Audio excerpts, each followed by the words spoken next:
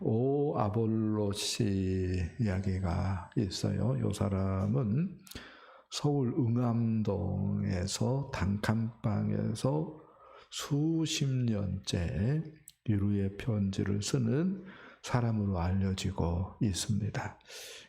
장애인들 또 교도소에 다녀온 그 재소자들 또 오랜 투병 생활에 지친 그 환우들 또 어려움 때문에 극단적인 선택을 하려고 하는 사람들에게 낙심치 말고 용기를 가지라고 진심 어린 편지를 보낸다고 합니다.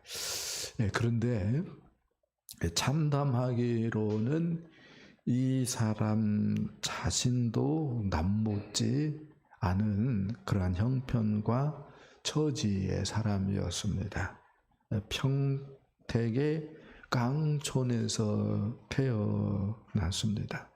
태어난 지 3일 만에 경기를 했는데 그 경기로 뼈가 부러지고 이름도 모르는 희귀병에 걸려가지고 평생 장애인으로 살아왔습니다.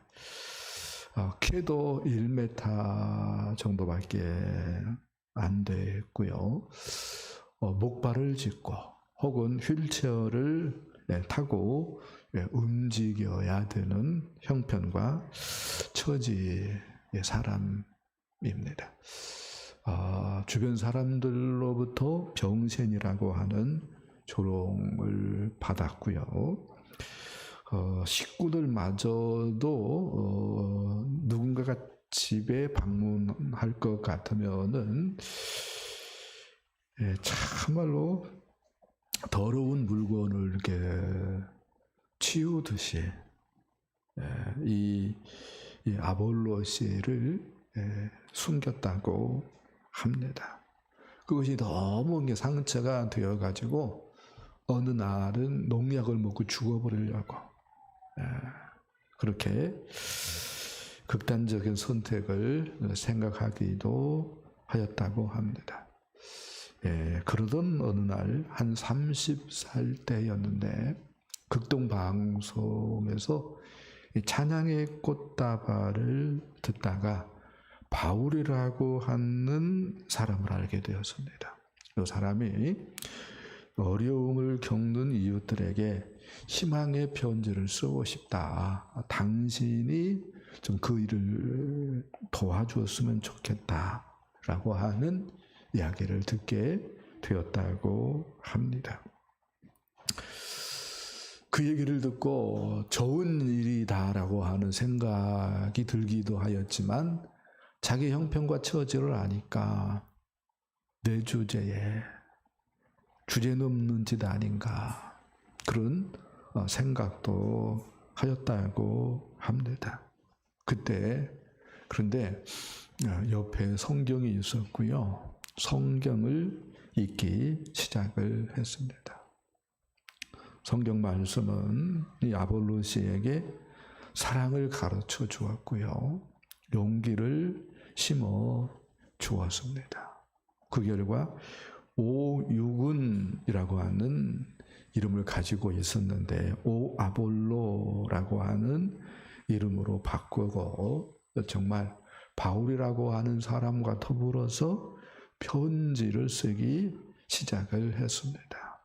하루에 100통씩 꼬박꼬박 썼고요. 지금까지 30만 통 이상을 썼다고 합니다. 그리고 7년 동안 한결같이 편지가 도착하는 것을 보고 감동을 입은 윤선자라고 하는 여자가 프로포즈를 해요. 결혼하고 싶다고. 그래서 결혼해서 가정을 이루었습니다.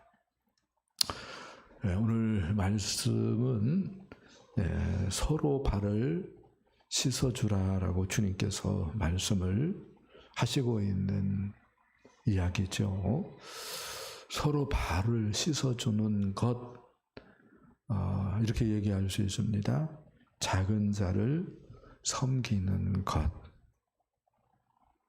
서로 발을 씻어주는 것, 이 말을 다른 말로 얘기한다면 뭐라고요? 작은 자를 섬겨주는 것입니다. 이 일은 성도들이 교회 사역을 감당하는 것에 가장 먼저 해야 하는 일이다. 이렇게 이야기를 할 수가 있겠습니다. 그래요. 오늘 말씀은 우리 주님께서 먼저 이것을 알고 행하면 복이 있으리라 라고 하는 말씀으로부터 시작이 되어지고 있습니다. 우리 17절 말씀을 한번 보겠습니다. 17절 시작.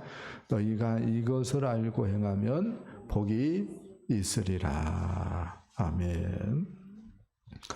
세족식이 끝이 났습니다. 우리 주님께서 성만찬을 행하시고 허리에 수건을 통이시고 제자들 한 사람 한 사람 발을 씻어 주셨습니다. 수제자 베드로의 발도 씻어 주셨습니다. 그렇게 12사람의 발을 다 씻어 주었어요. 그래서 발이 더러운 사람은 이제 우리 예수님밖에 없었습니다. 이쯤 되면 누구라도 예수님, 이제 제가 예수님 발을 씻겨 드리겠습니다. 이렇게 해야 맞을 것 같은데 그런 얘기들을 안 해요. 안 해요.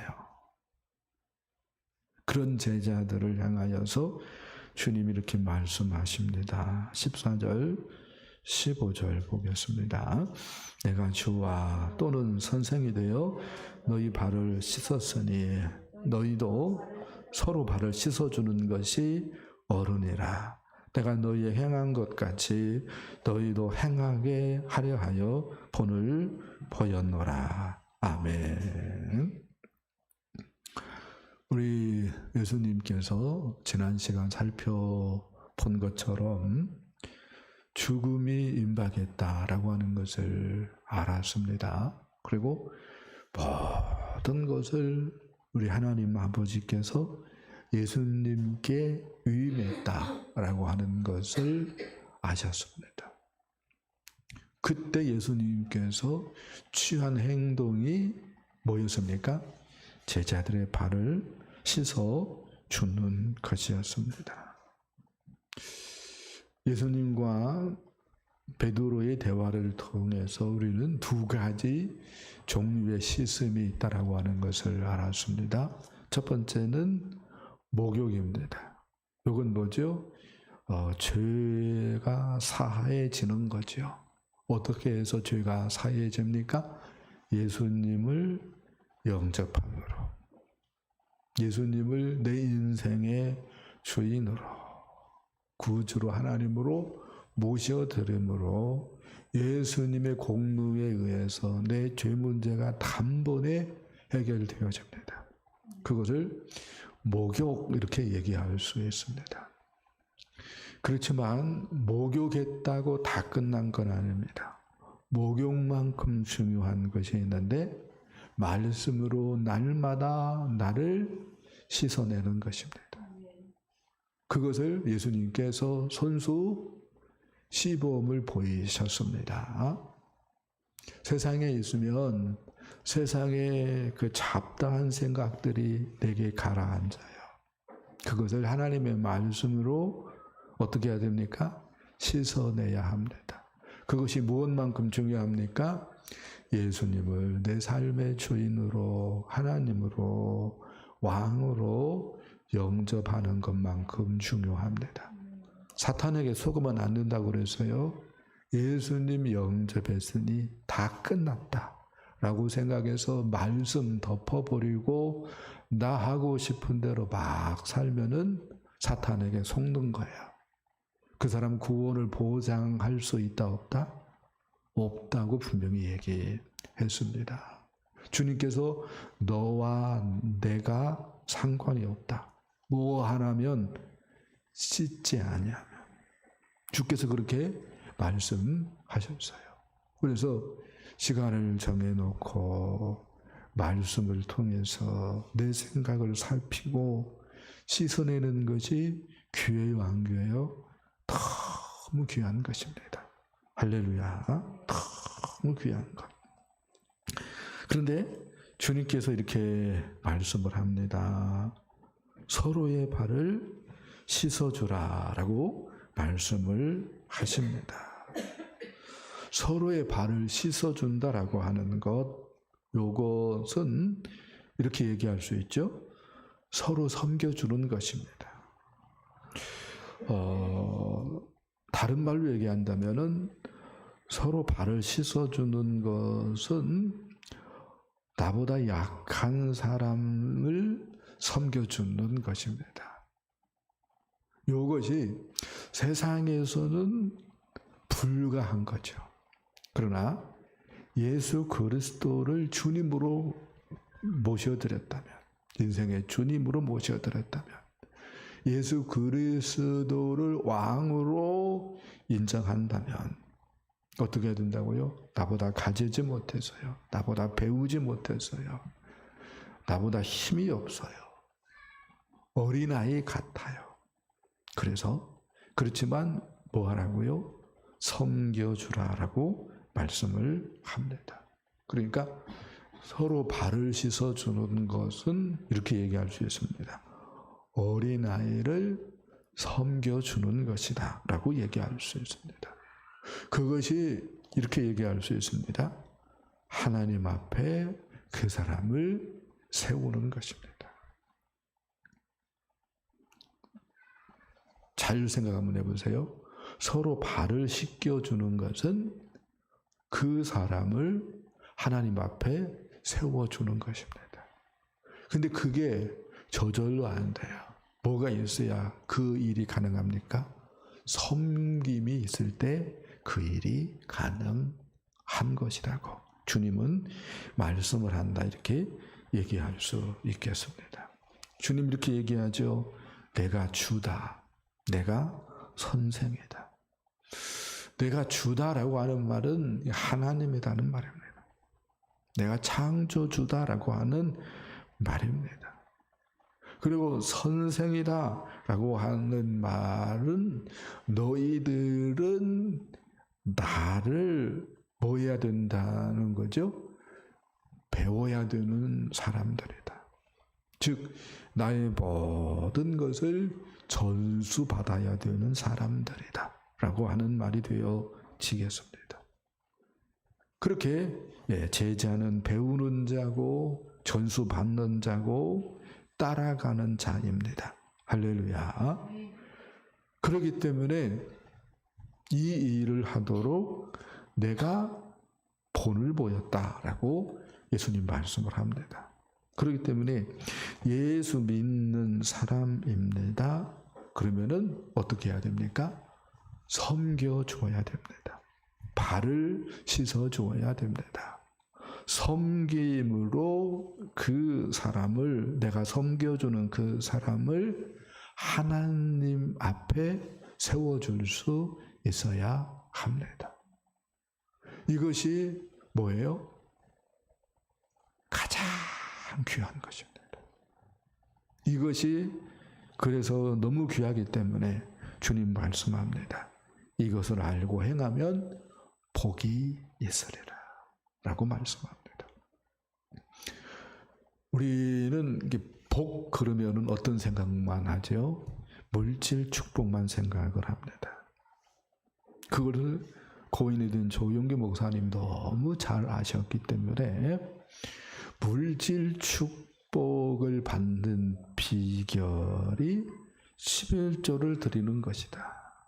11조는 축복의, 물질 축복의 파이프의 수도꼭지를 여는 것이다. 그렇게 뻥을 쳤습니다.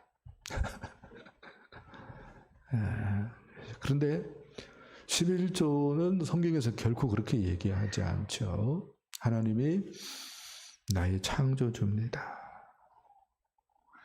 모든 것이 하나님께로부터 왔습니다. 이러한 고백으로 10분의 1을 하나님께 드리는 것이, 신앙 고백 차원에서 드리는 것이 11조인 거죠. 그래서 11조를 드리면은 분명히 하나님께서 책임져 주시는 부분이 있습니다. 할렐루야. 네.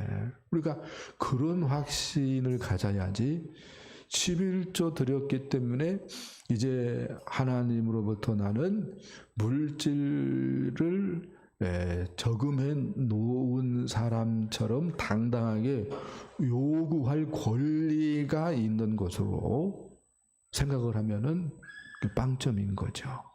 근데 의외로 11조를 하면서 그렇게 잘못된 생각을 하는 사람들이 있어요. 그래서 어떤 경우에는 싸워가지고 교회를 옮기게 되었을 때에 11조 한 것 찾아가려고 하는 사람들도 있다라고 하는, 웃지도 못하고, 이건 뭐죠? 슬픈 거죠. 네. 그런 일도 있다라고 하는 기사를 제가 얼핏 본 것 같습니다. 그런데 진짜 축복은 뭐예요? 물질 축복 받는 것이 진짜 축복이 아니고요. 또 진짜 축복은 교회 봉사할 때에 받는 것도 아니고요. 또 진짜 축복은 목사님 잘 섬긴다고 받는 것도 아니고요. 그 다음에 진짜 축복은 전도의 열매를 많이 맺을 때에 받는 것도 아니고요. 진짜 축복은 뭐 할 때 받는다고 얘기를 합니까? 섬길 때. 섬겨가지고 한 사람을 하나님 앞에 세울 때. 그때 진짜 뭐예요? 축복을 받는다라고 주님 이야기를 합니다. 잘 생각 한번 해보세요. 축복이 뭐겠습니까? 축복이 뭐겠어요? 천국을 얻은 사람입니다. 믿는 사람들은. 할렐루야. 믿는 사람들은 하나님을 소유한 자입니다. 할렐루야. 그런 사람들에게 뭐가 또 축복이라고 얘기할 수가 있겠습니까? 뭐가? 저는 예수님 닮아가는 것, 예수님의 기쁨이 되는 것, 그런 것들이 축복이겠다는 생각을 해요. 그런 관점에서 주님이 얘기하는 거예요. 진짜 성도의 축복은 섬겨가지고 사람을 하나님 앞에 세우는 것이다. 그런 차원에서 서로 발을 씻어주라라고 주님 말씀을 하십니다. 할렐루야. 그래요. 교회는 다 섬기는 사람이어야 됩니다. 아멘. 목사님도 장로님도, 그 다음에 오늘 예수님 영접하고 예수님 믿게 된 사람도 다 어떤 사람이어야 돼요? 섬기는 사람이 되어야 됩니다. 아멘. 그런데 말씀을 안 보면, 뭘 안 보면?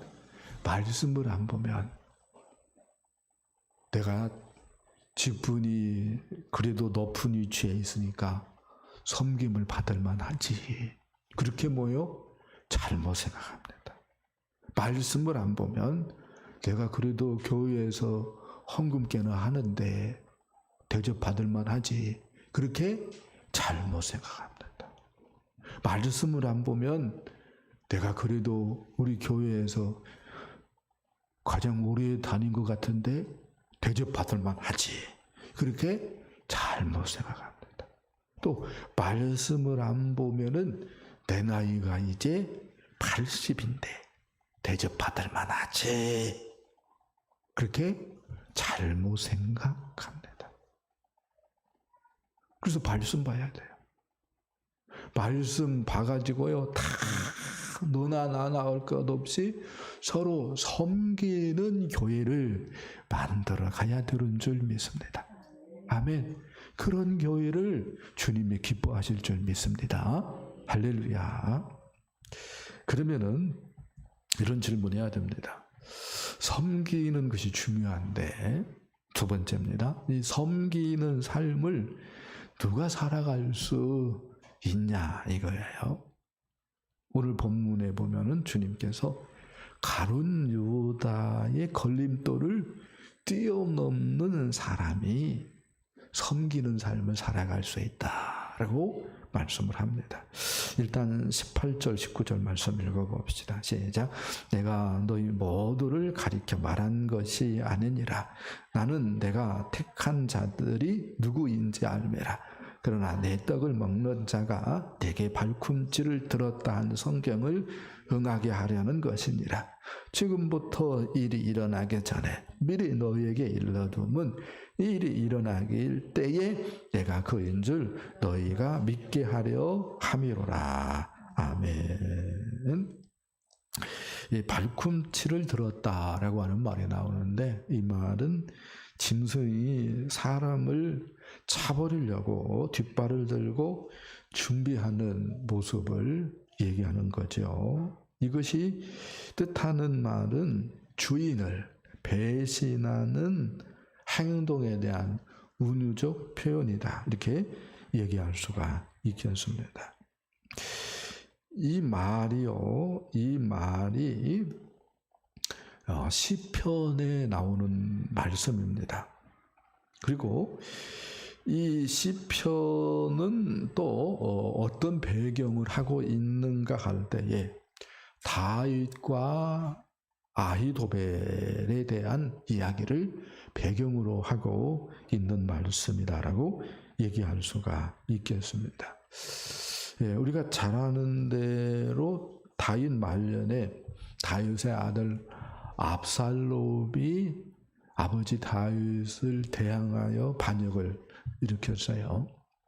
그때에 압살롬의 그 책사가 아히도벨이라고 하는 사람이 따라 붙습니다.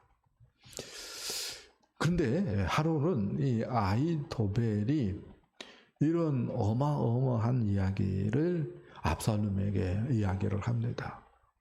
왕이여, 아직 왕이 안 됐지만, 왕이여, 옥상에 올라가서 천을 두르고 왕의 후궁들을 겁간하십시오 라고 얘기합니다. 만인이 보는 가운데 겁간하십시오라고 얘기를 합니다. 이건 짐승 같은 짓을 하라고 어떤 관점에서는 얘기를 하는 거예요. 근데 그렇게 하는 이유는 뭐지요? 다윗하고 압살롬하고 관계가 뭐예요? 부자지간이잖아요. 이 부자지간은 어떤 관점에서는 칼로 물베기일 수 있잖아요. 그래서 지금은 우리가 누구 편에 서 있어요? 세력이 강하니까 압살롬 편에 서 있고, 그런데 어느 날 갑자기 아빠의 정이 그립고, 그래서 아빠에게 압살롬이 돌아가 버리면은 압살롬의 편이 되었던 모든 사람들은 어떻게 되는 거예요? 이제 반역자가 되어지는 거죠. 그날 뭐예요? 다 종치는 거잖아요. 그런 일이 있으면은 안 되잖아요. 압살롬을 지금 따르고 있는 사람들은. 그래서 건너지 못할 강, 다시 돌이킬 수 없는 강을 아히도벨이 생각을 한 거예요. 그것이 뭐다는 거예요? 아버지 후궁들을 백주 대낮에 사람들이 보는 가운데 강간해버리라고 하는 거예요. 그러면은 완전히 이제 사람들이 어떤 생각을 하는 거죠? 아버지하고 아들하고의 뭐예요?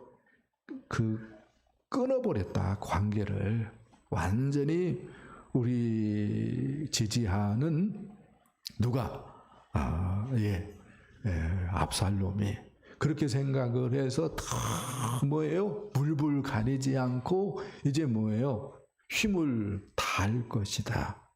그런 차원에서 아히도벨이 그런 조언을 하는 거였다라고 얘기할 수가 있어요. 그런데 또 하나의 이유가 있습니다. 무슨 얘기인가 할 때에 다윗이 우리가 잘 아는 대로 강간을 하죠. 누구였어요? 우리아의 아내 밧세바죠. 근데 우리아의 아내 밧세바가 아히도벨의 손주딸입니다. 그리고 그렇게 못된 사건 때문에 유명을 달리한 우리아 장군이 손주사입니다. 어떤 관점에서 압살롬에게 아히도벨이라고 하는 책사가 달라붙은 이유가 다윗을 엿먹이려고 어느 때 결심했다라고 얘기할 수 있습니까? 다윗이 밧세바를 강간했을 때에 그렇게 어쩌면은 그렇게 결단을 했을 수 있다. 이렇게 말씀을 할 수가 있을 것 같습니다. 아무튼 그렇게 이제 신임을 얻고 일이 뭐 다윗이 뭐 어쩔 수 없어요. 늙고 뭐 해서 모든 백성들이 거의 다 압살롬 편이 되어지고 그래서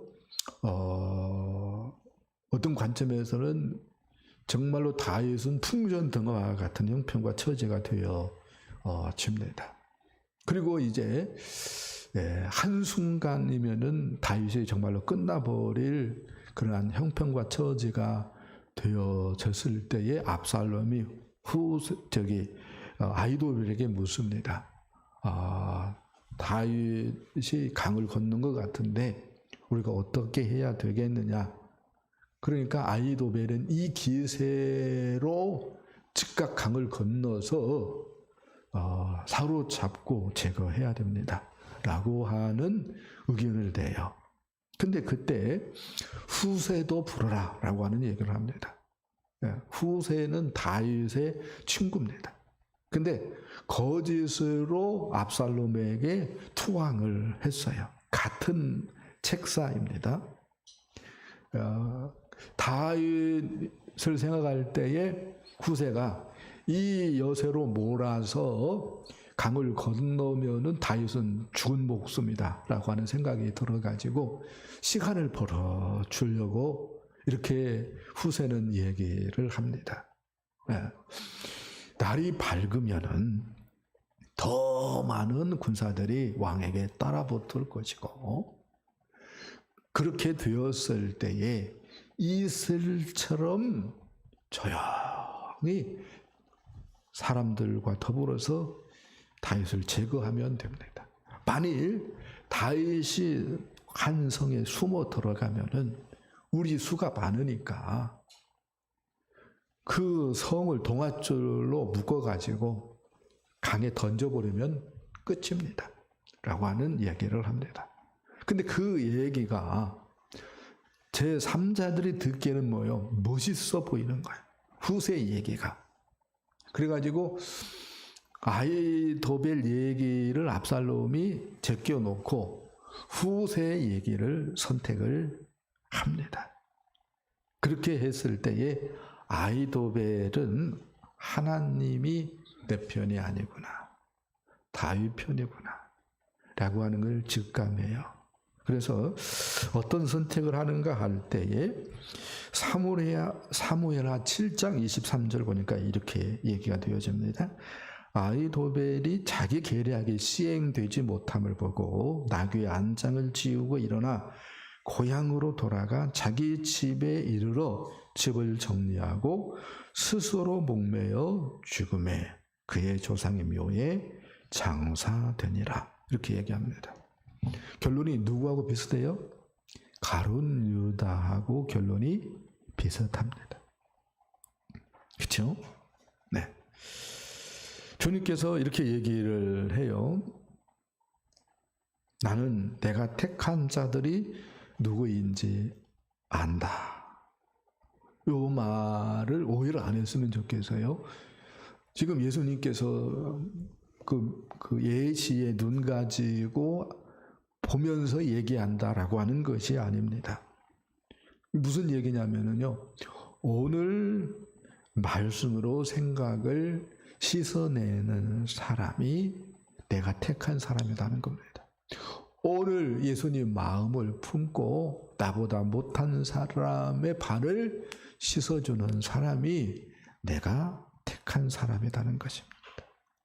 섬겨주는 사람이 내가 택한 사람이다. 구원받은 진짜 하나님의 사람이다라고 주님께서 이야기한다. 이렇게 말씀을 할 수가 있겠습니다. 그런데 이러한 일을 누가 막아요? 가룟 유다 같은 거목이 막아서는 거예요. 핑계댈 수 있게 가룟 유다 같은 큰 사람도 안 섬기는데, 가룟 유다 같은 큰 사람도 말씀에는 관심이 없고 뭐에 다 마음이 가 있는데, 돈에 마음이 다 가 있는데, 그런 걸림돌을 넘어서는 사람이 무엇을 할 수 있어요? 섬김의 삶을 살아갈 수 있습니다. 우리 공동체에서, 다윗교회 공동체에서 가룟 유다 같은 큰 사람이 장로님으로 이렇게 보여줄 수 있고요. 혹은 목사님 아들로 보여줄 수 있고요. 혹은 권사님 중에 한 분으로 보여줄 수 있고요. 그렇죠? 근데 그 잘못된 가룟 유다 같은 걸림돌을 어떻게 해야 된다고요? 뛰어넘어야 된다고요. 핑계 대지 말고 뭐 해야 된다고요? 뛰어넘어야 섬김의 삶을 살아갈 수 있고, 내 구원이 뭐예요? 튼튼한 겁니다. 할렐루야. 또 한 얘기를 합시다. 받은 은혜에 감격하는 사람입니다. 이러한 사람이 섬김의 삶을 살아갈 수 있다는 거예요. 자, 말씀 봅시다. 사무엘상 25장 41절입니다. 아비가일이 일어나 몸을 굽혀 얼굴을 땅에 대고 이르되 내 주의 여정은 내 주의 전령들의 발 씻길 종이니이다. 아멘. 아비가일은 남편이 급사해버려요. 그래서 이제 졸지의 과부가 되어 버렸습니다. 그런데 아비가일의 심성을 다윗이 익히 알고 다윗이 사람들을 보내 아비가일에게 청혼을 합니다. 그 청혼을 듣고 아비가일이 하는 말이에요. 그러니까 어떤 관점에서는 다윗의 뭐죠? 부하들입니다. 쫄개들이죠.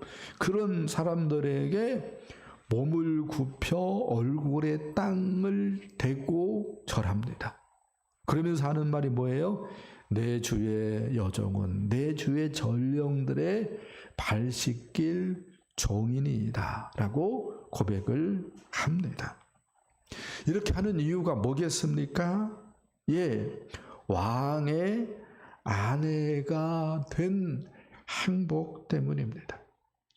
왕의 아내가 된 그 행복 때문에 다윗의 그 졸개들의 발을 씻기는 것을 기쁨으로 감당할 수 있을 것 같아서 아비가일이 이런 고백을 하고 있다. 이렇게 이야기할 수가 있겠습니다. 우리는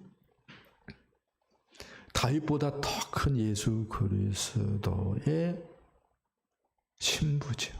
아멘. 근데 그것을 잊어버릴 때가 있어요.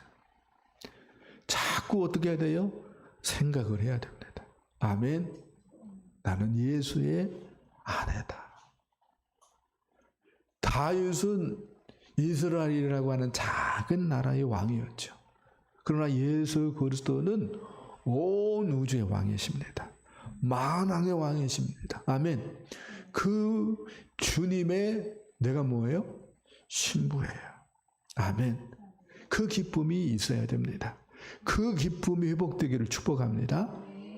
그래서 발 씻겨주는 사람이 되기를 축복합니다. 아멘. 또 말씀을 한번 봅시다. 요한복음 3장 29절 30절입니다. 신부를 취하는 자는 신랑이나 서서 신랑의 음성을 듣는 친구가 크게 기뻐하나니 나는 이러한 기쁨으로 충만하였노라. 그는 흥하여야겠고 나는 쇠하여야 하니라. 아멘. 세례 요한 얘기입니다. 세례 요한은 예수님을 친구로 생각을 하고 있습니다. 비유로 얘기한다면은 신랑의 친구로 자기를 생각을 하고 있습니다. 이렇게 예수님을 친구로 생각하고 신랑의 친구로 생각을 하니까 마음에 뭐가 넘쳐나는 거예요? 기쁨이 넘쳐나는 거예요. 행복이 넘쳐나는 거예요. 그것으로 무엇을 지향을 하고 있습니까? 낮아짐을 지향을 하고 있습니다. 섬겨주는 정도가 아니라 낮아져도 나는 뭐예요? 행복하다고 세례 요한이 이야기를 하고 있습니다.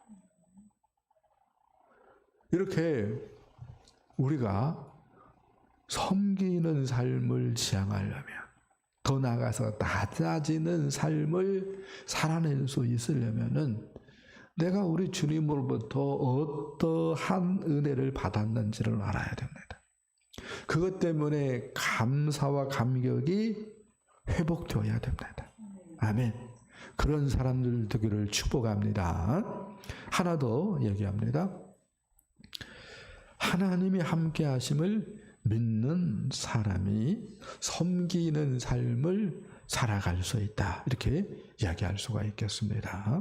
사사기 6장 12절 말씀을 보겠습니다. 사사기 6장 12절 시작.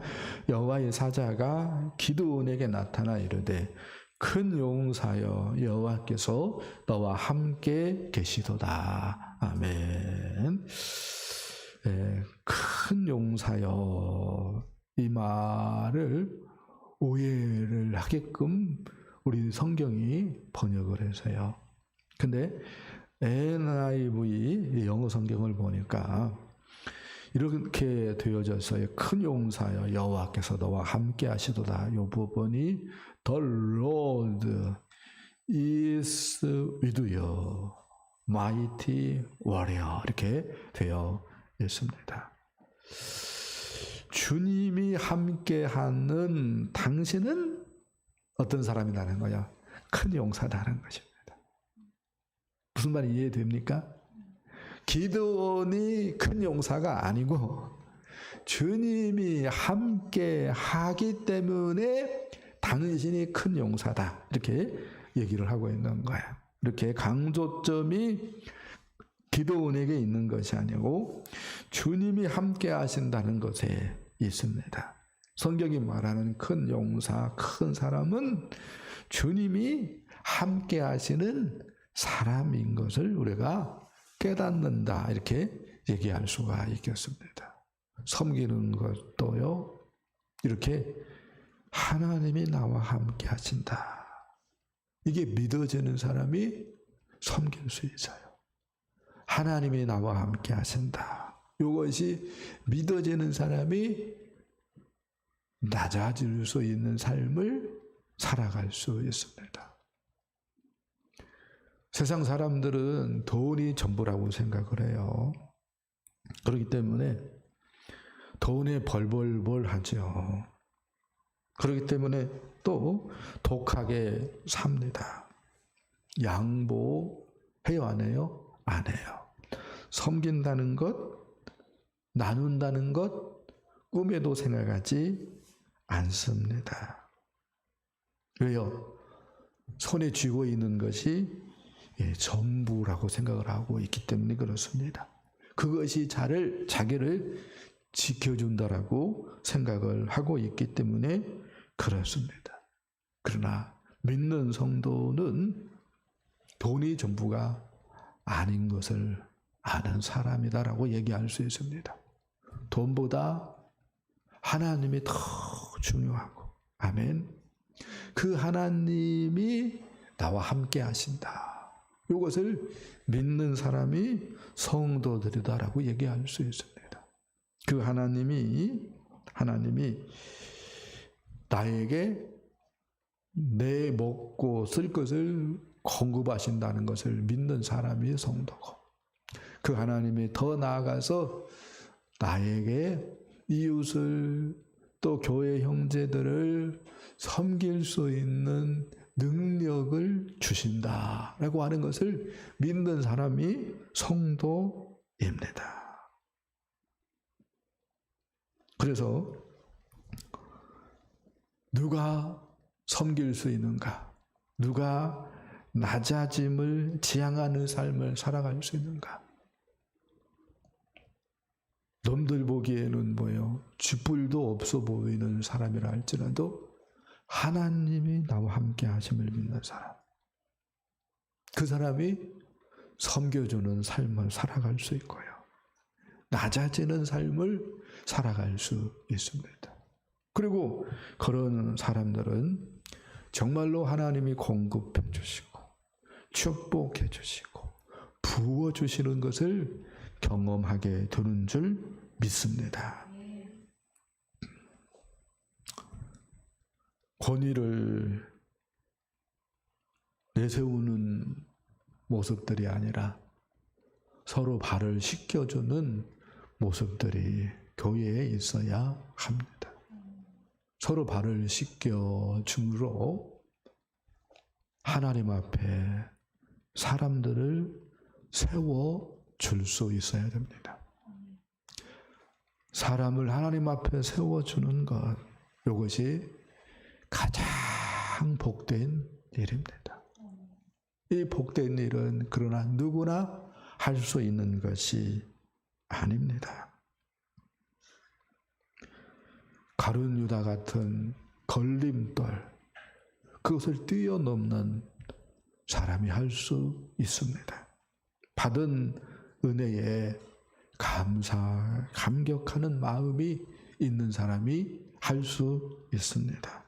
더 나아가서 하나님이 함께 하심을 믿는 사람, 말씀으로 잘못된 생각을 씻어내고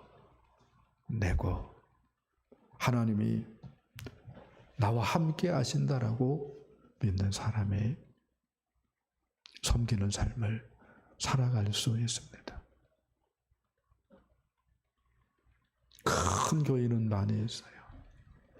그러나 그곳에 섬김이 없다면 그것은 큰 교회가 아니죠. 나는 무엇을 꿈꿉니까? 나는 무엇을 하나님의 축복이라고 생각을 했습니까?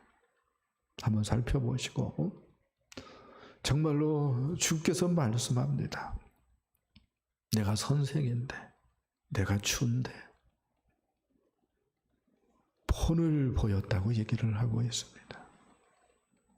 그 주님의 말씀에 우리가 좀 겸허해졌으면 좋겠습니다. 그리고 섬김을 결단했으면 좋겠습니다. 주님, 섬기는 사람 되게 하여 주옵소서. 가룟 유다 같은 거목도 방해물을 하면 뛰어넘고 섬길 수 있게 하여 주옵소서. 섬기는 삶을 지향하는, 그래서 참된 예수 그리스도의 제자들로 우뚝 서는 저와 여러분 되어지기를 예수님의 이름으로 간절히 축복합니다.